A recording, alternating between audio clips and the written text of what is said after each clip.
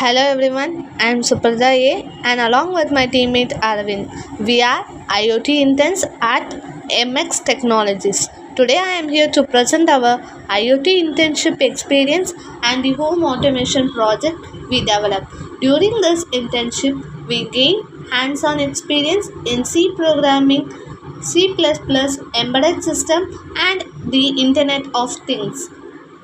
We also learn to use tools like the Blynk app and Picsimlab stimulator, which helps us design and test automation systems visually.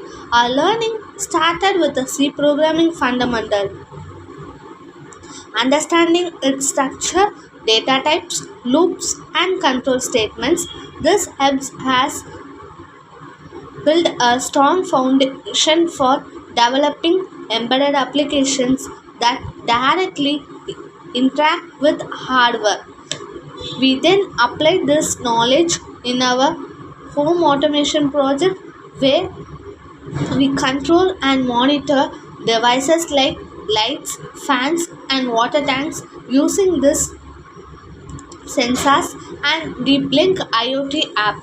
Through this, we understood how hardware and software work together to create an intelligent and automated system. Today, I will begin with behind my explaining the C programming concept we learned and then move on to how implemented them in our home automation system. A core concept is C programming. C is a general purpose programming language developed by Ritchie. It has 32 keywords grouped into categories such as data types, loops, and control structures. Every C program begins with the main function, which is the entry point of execution. Variables must be declared before use and the code executes sequentially line by line. C is the foundation language for most embedded systems because it allows direct control over hardware and memory. Then data types and memory management. C provides different data types like character, int, float and double, each using different amounts of memory. We can use the size of operator to find how much memory each data occupies. Memory management helps us store and access data efficiently in embedded system. For example, int a equals to 5. Printf size of an a. This helps us understand how C interacts with system memory directly.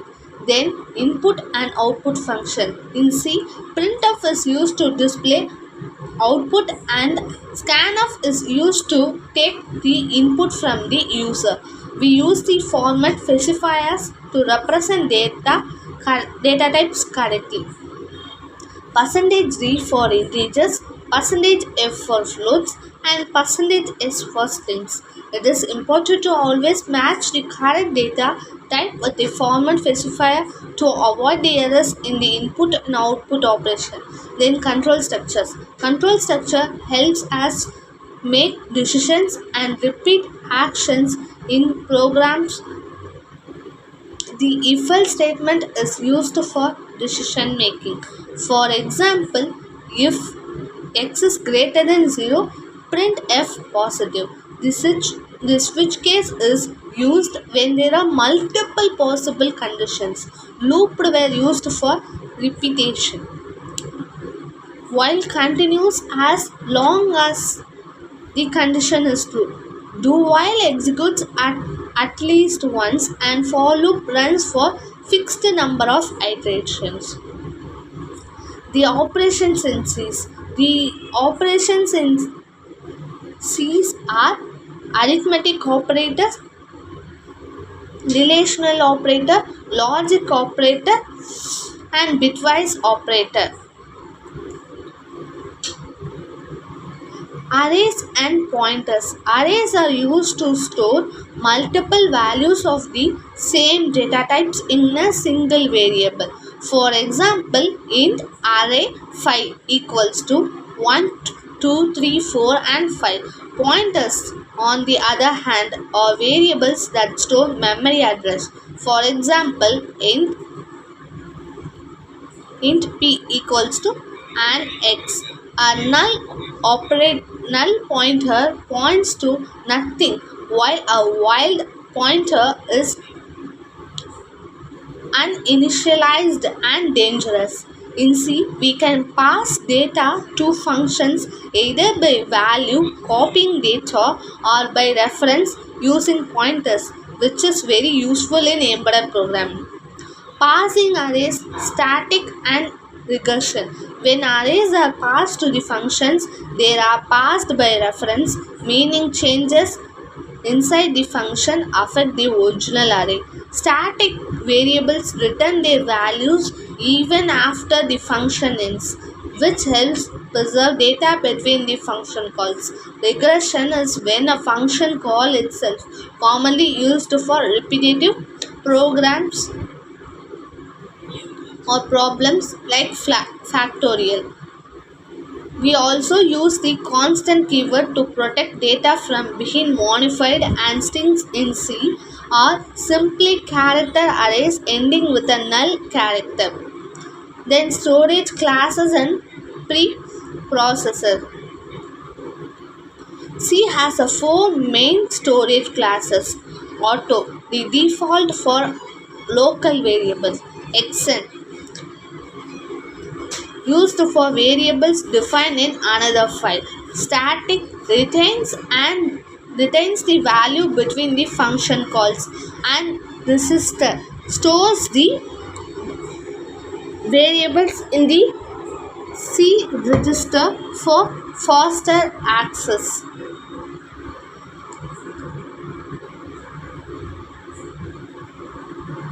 C programming is powerful because it gives us complete control over hardware and memory, which is essential in embedded and IoT application. By mastering loops, memory, and pointers, we learn to write efficient code for our project. All this knowledge was directly applied in our IoT home automation project, which we coded in C and stimulated using Picsimlab and Blynk IoT app. Hello everyone. So now moving ahead into the most interesting part of our internship, let us talk about embedded systems and IoT. IoT is basically the concept where unique devices are connected to the internet, communicating with each other without requiring human all the time. It enables smart decisions, cloud connectivity, big data, and automation in daily living. Embedded systems act like a brain inside every smart devices. Without embedded hardware and software, IoT would just be remain an idea. Embedded system is dedicated combinations of hardware and software designed to perform a specific task. Look around us. Washing machine, television, smartwatches, even automotive control systems. All of these runs using the embedded technology.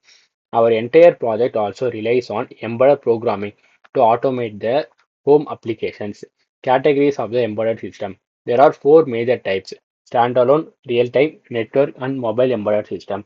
Standalone systems are do specific tasks independently. Example, calculators, real-time system. They work with strict timing. Example, airbag systems in cars. Network embedded system for communication. Example, Wi-Fi routers. Mobile embedded system, the system we carry in mobile and gadgets. Our home automation project combines networked plus real-time features. Components of the embedded system. Every component system needs a seven fundamental components: a microcontroller or processor for computing, memory, sensor to collect data, authenticator to control devices, user interface, plus support hardware like FPGA and debugging tools. In our system, Arduino plays the role of the microcontroller, and the sensor like LDR and LM35 gather environmental data. During this internship, we built our basic by writing several embedded C programs. We wrote code to toggle LEDs display messages on CLCD, read temperature, control brightness, and manage inlet and outlet valves. All these programs become building blocks for our final home automation project. Home automation. So now presenting our main internship project, we simulate a complete home automation using Arduino IDE, Picsimlab, Blynk IoT platform. The goal was to control and monitor essential home system remotely using a mobile app. Software used in these projects are for building this small home automation system, we depended mainly on three important software tools that each played a unique role in developing, testing, and user interaction. First was Arduino IDE.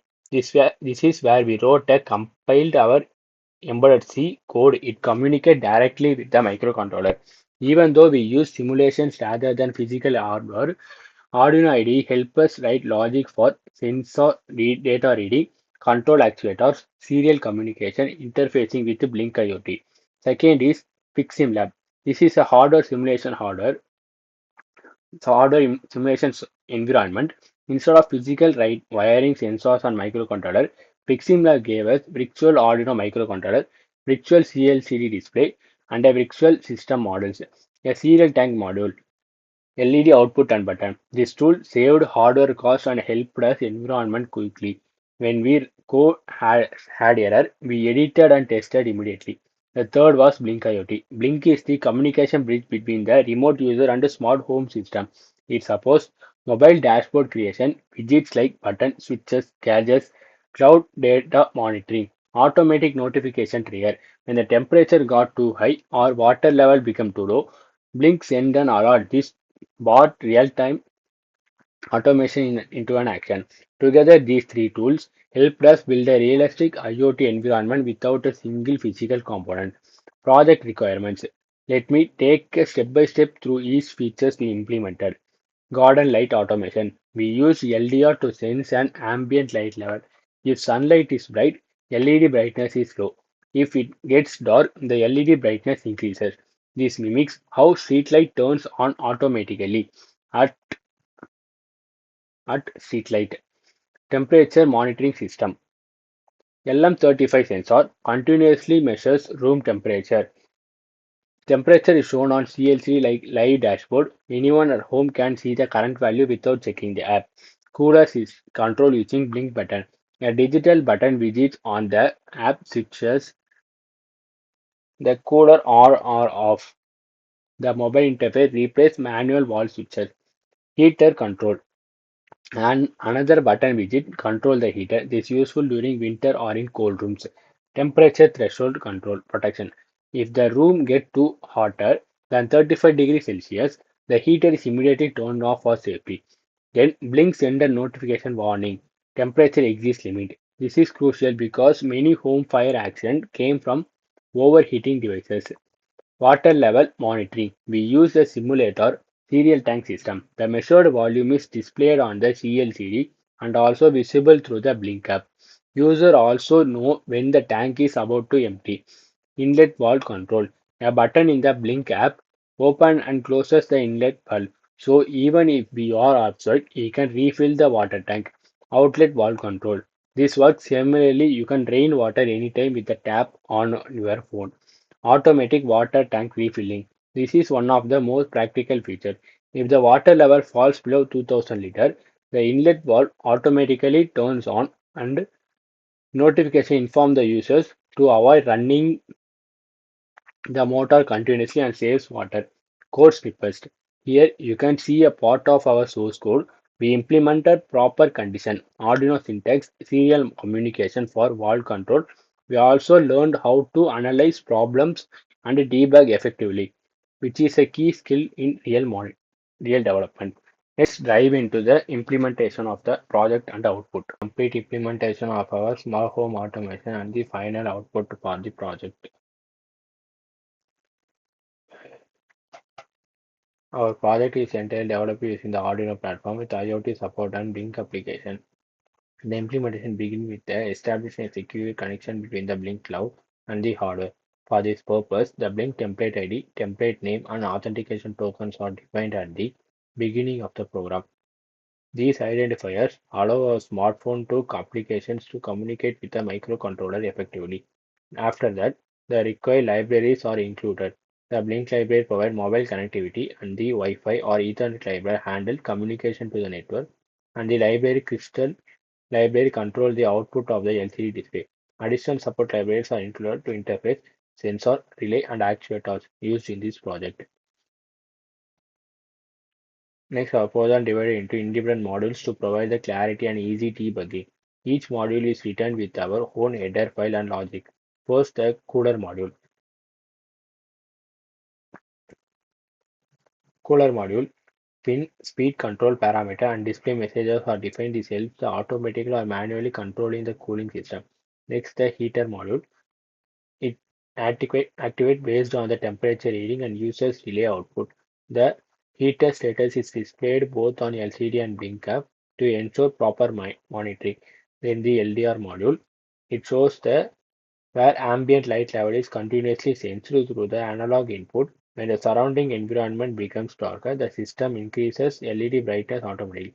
If the environment becomes brighter, the brightness reduces. The logic is implemented in the ldr.cpp file, and the pin configurations are stored in the header file .h file. After that, temperature system. Temperature system is coded. It monitors the temperature using the digital sensor and compare the value with the preset value. When the temperature is high, cooler turns on. Then enable the automatic thermal comfort system for the home. Another important section is serial tank. In serial tank module, in this section, the inlet and outlet valves are the controlled virtually. The tank volume is measured and based on the inlet value activation, the tank starts filling when the output value is turned on. The tank begins to drain. These real-time updates are displayed on the LCD and also the Blink app for remote monitoring. To support the serial tank features, we use the virtual serial port configurations. Serial virtual port configurations. Here, COM1 represents the Arduino interface and COM2 is assigned to the serial tank simulation. These connections allow commands like inlet on and outlet off to be exchanged as if the real-time hardware exists. In main.h file, all connections are integrated every module together into a single working system. This modular coding approach enhances scalability, making it easy for upgrade future. Now moving to the real implementation of before moving to the real implementation of the system, this is the Blynk IoT website. Here we created the home automation project and the data streams. Data stream for heater for V0, temperature for V1, cooler for V2, volume for V3, inlet and outlet for V4 and V5 respectively, and select the minimum and maximum values based on the buttons for buttons 0s and 1, for gauges 0 to 100. Next, we move on to the real implementation of the project. I'm already connected my phone with it. Now, it is the Arduino module, next serial tank, and then the spare parts for the module and mobile. Here is my mobile. I'm loading my load X file into the Arduino. Once the mobile device is connected, the Arduino through the Blynk will start controlling every device in real time. Starting with the lightning system, when we reduce the lightning falls on the LDR sensor, the LED automatically increases its brightness. When the light increases again, the brightness smoothly reduces. This proves that our smart lighting systems are successfully adapts to the environment and helps in reducing power consumption. Next, turn on and off the heater. Turning on the heater button from the Blynk IoT app, the heater start increasing. The LCD display heater on and the blinker reflects the increasing temperature. When we turn off the When we on, it automatically turn off when the temperature reaches the 35 degrees Celsius. Then we turn off the heater. The display shows the heater off, confirming proper control. Similarly, when we activate the cooler button, the fan starts to rotate, and the LCD display shows the cooler on. When the cooler is turned off, both the display both the display and fan responding immediately and turn it off state. Now looking for the smart water tank. When we turn on the inlet valve through the app, the tank starts filling and the volume percentage of the increase, both in Blynk IoT and display. Blink is slower than, so it connected to the internet. When we turn off the internet, the inlet is turned off, the filling is stopped. The filling is stopped. When the outlet value is turned on, drains and decreasing the water and display continuously. These changes are visible in real time on both LCD and mobile app. Through all this practical demonstration, we confirm that complete working and success of our smart home automation system. And then, as I conclude, we can say that. Wait a minute, I will just show.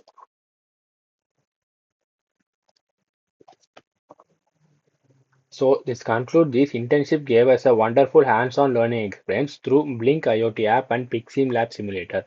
We built a complete home automation solution that improve comfort, safety, and energy efficiency. This project helps us to understand how embedded system and IoT are shaping the future of smart living. Thank you for listening. This project was completed by Subrata A and myself Aravind B. We hope you enjoyed our presentation. Thank you.